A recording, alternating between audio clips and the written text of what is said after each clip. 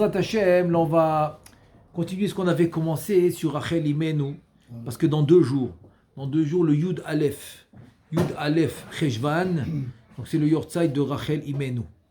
Et donc on sait que on va dire l'opinion connue, c'est que le Yud Aleph, le 11 Cheshvan, qui était que El Niftar Rachel Imenu, et aussi c'est la même date. C'est exactement la même date qu'il est né Binyamin, parce que le jour où il est né Binyamin, donc elle est Niftar, c'était en 2208, depuis la création du monde. Aujourd'hui, on est en 5784, donc en 2208, c'est Rachel Imenu qui est Niftar, et donc c'est Binyamin aussi qui est né. Et ça c'est le Yakut Shimoni qui ramène dans Parashat Shemot, que Binyamin il est né le 11 Cheshvan, donc c'est la date, donc c'est la date que Rachel elle est Niftar, elle est Niftar. Maintenant, quel âge elle avait Rachel? Quel âge elle avait Rachel Imenu? Bat kama ita Rachel kishemeta, quel âge elle avait? Alors ça dépend des midrashim. Tiens un midrash dans Yalkut Shimoni que Rachel elle s'est mariée quand elle avait 22 ans. Ça c'est un midrash, dans les malgaches. Et Rachel elle a vécu 14 ans après le mariage. Elle s'est mariée à 22 ans et elle a vécu 14 ans. Donc fais le calcul. 22 et 14, ça fait 36. Donc, et pourquoi? Parce que Yaakov, il a travaillé 6 ans après qu'il s'est marié avec Rachel. Et non, maintenant il veut rien que te prouver qu'après le mariage, elle a vécu 14 ans. Comment il a fait le calcul? Maintenant il te fait le calcul. Le calcul il l'a fait de la manière suivante. Elle s'est mariée à 22 ans, ça c'est bon. C'est le Midrash qui dit. Le Midrash Yalkut Shimoni. Maintenant, comment je sais qu'après le mariage, elle a vécu 14 ans? Eh bien, viens, on fait le calcul. C'est que Yaakov, il a travaillé chez Lavan, après qu'il s'est marié avec Rachel. Il a travaillé combien? Il a travaillé Sheshanim, 6 ans, jusqu'à qu'il est né Yosef. Maintenant, depuis que Yosef il est né, jusqu'à Binyamin, combien s'est passé? 8 ans. Ok? Depuis que Yosef il est né jusqu'à Binyamin. C'est-à-dire que quand Binyamin il est né, Yosef il avait 8 ans. Voilà, c'est ça que ça veut dire. Donc ça veut dire qu'elle est morte à quel âge? À 36 ans. Donc ça fait 14. Pourquoi ça fait 14? 6 et 8. 6 et 8, ça fait 14. Donc elle avait 36 ans quand elle est Niftar. Et bon, ok, donc ça c'est aussi le. Je vais vous dire où j'ai vu ça aussi. C'est l'opinion aussi de Midrash. Il s'appelle Yachar, Sefer HaYachar.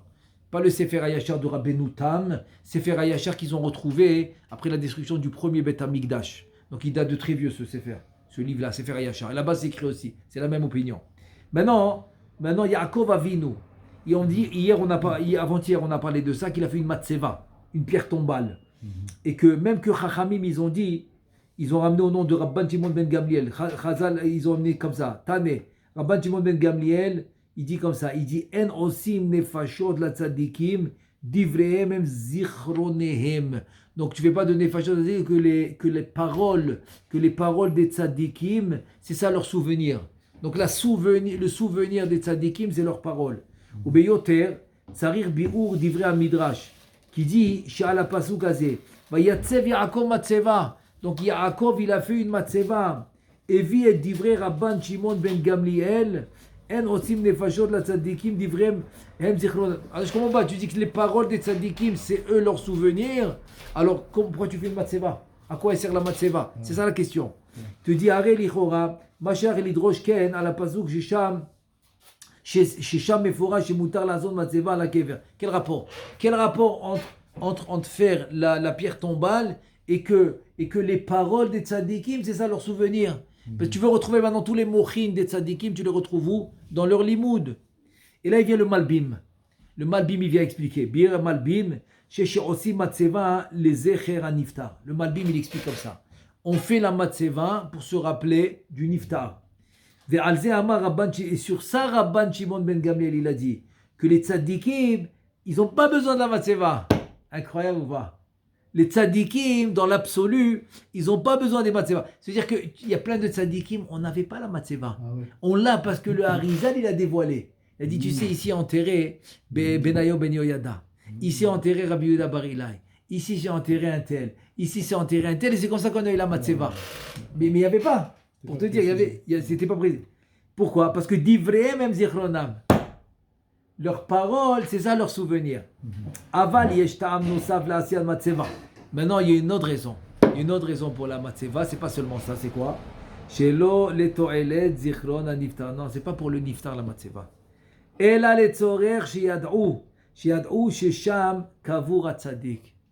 Pour que nous, on sache que le tzaddik, il est niftar dans tel endroit. C'est pour nous la matzeva. C'est important alors de savoir qu'il est niftar. Bien sûr, bien sûr. Comme ça on peut aller. Parce qu'ils disent aussi c'est bien de faire une yeshiva dans un endroit où le tzaddik est niftar. Comme dans Shmuel Hanavi, comme dans Rabbi Shimon Bar Yochai, comme dans Rabbi Meir Baal Hanes, comme dans Rabbi Akiva. Tous ces endroits-là, ils ont fait une yeshiva. Exactement. Là-bas, ils ont fait une yeshiva. Exactement. Il te dit, Veyavu nitpalel sham. Et le Chida. Exactement. Comme ça, on sait où est-ce que le tzaddik a été enterré et qu'on puisse venir prier. Qu'on puisse venir prier. Matzeva kazod mutar la asod gam la tzaddik. Vous compris? Une matzeva comme ça que nous, on puisse venir prier. Alors, on peut la faire pour le tzaddik aussi. Donc maintenant tu comprends que c'est pour nous. La matzeva de Rachel, c'est pour nous. Yaakov, il l'a faite pour nous et pas pour Rachel. Et là, les Tovat Israël, Velachen Siyem Midrash. Qu'est-ce qu'il dit le Midrash à la fin? Les Lamdeno, chez Nikreu Israël, Hashem Rachel, chez Nehemar, Aben Yakirli Ephraim. C'est un pasuk dans Yirmiya Navi, dans le chapitre 31. Aben Yakirli Ephraim, Aben. Alors il te dit en fait qu'on est les enfants de Rachel. Tous ceux même le Dor Midbar, qui sont rentrés en Eretz Israël, c'est les Neshamot qui sont nés de Rachel. Parce qu'il y a le partouf de Rachel, le partouf de Léa. Les Neshamot qui sont nés du partouf de Léa, ils ne sont pas rentrés en Eretz Israël, c'est eux qui ont péri dans le Midbar. Donc c'est qui est rentré en Eretz Israël? C'est les Neshamot de Rachel. Donc comme on est, c'est notre mère spirituelle, que la Neshama elle vient de la racine de notre Neshama c'est Rachel. Donc finalement on a fait la matzeva. Yaakov il fait la matzeva pour nous. On est les enfants de Rachel. Vechen imshir hamidrash. Il dit davar acher, c'est-à-dire une autre explication. Le midrash il dit vatamod Rachel vatikaver bederech Efrat. Le pasuk qui dit qu'elle est niftar, il est enterré dans le chemin de Efrat. Mara Yaakov Avinu ligbor et Rachel bederech Efrat. Qu'est-ce qu'il a vu Yaakov Avinu de le faire, d'enterrer Rachel là-bas? Et là tzafa Yaakov Avinu shagaluyot atidot laavor sham lefikar kavra sham kedei shetie mevakeshet alem rachamim. Il a fait pour nous parce que les galouyot, chaque fois que Ram Israël ils allaient en galoute, ils passaient par Efrat. Ils passaient par Efrat. Donc comme ça, elle va voir le Ram Israël en tsar, en peine, et elle va prier pour nous. Elle va prier pour nous. Donc elle prie tout le temps pour nous. Adaou dirtiv kol berama nishma nehi bechi tambrurim. Rachel mevakal banea. Rachel prie pour nous constamment. Vainu shamatzeva lo aita l'étoile de Rachel, la l'étoile d'Israël. C'est-à-dire que la matzeva est pour nous. Et c'est pour cela que l'endroit où il y a la Shrina, c'est dans Rachel Imenu. Et elle est prie pour nous. Donc c'est là-bas où il faut prier. Le Baba Saleh, par exemple, il disait que le Rosh Chodesh, c'est un moment idéal pour aller là-bas, pour aller prier à Rachel Imenu, parce que Rosh Chodesh, ça fait le tikkun de la Malchut. Et le tikkun de la Malchut, c'est Rachel. Donc il faut savoir que Rachel, c'est pour ça que tu peux l'appeler Mamé. Mamé, c'est maman. Tu vois, c'est maman, c'est notre mère spirituelle qui prie pour le Ham Israël, c'est elle qui défend le Ham Israël, c'est elle qui nous défend pour ne pas que Chas V'Shalom, qu'on se fasse punir, pas dans cette guerre, mais c'est sûr que Rachel est en train d'aider les soldats, c'est sûr. Je vais vous raconter une anecdote que s'est passée dans la guerre précédente, où ils sont rentrés à Gaza, ils arrivent pour rentrer dans une maison, il dit à une vieille femme qui vient les arrêter, sortez d'ici parce qu'il y a une bombe. Alors vite les soldats ils sortent et après la maison elle explose. Sinon ils auraient tous péri. Mais il dit mais c'est qui? Elle disait Rachel Imenu et elle s'en va. Elle dit c'est Rachel Imeno, et elle s'en va. Tu comprends? Elle est là. Elle est là. Elle sauve le Ham Israël. Donc c'est un endroit magnifique pour aller prier. Tout celui qui a la possibilité, moi de temps en temps, moi j'aime bien. De temps en temps, moi j'aime bien, je vais là-bas et je fais toujours une... André va j'essaie tous de faire les une jours. prière. Hein? André va tous les jours. Tous les jours. C'est là-bas où il prie le matin. Kavoua. Kavoua, il prie le matin. Et au côté, il va Mincha vite. Il va le soir. Mais le matin, il est là-bas.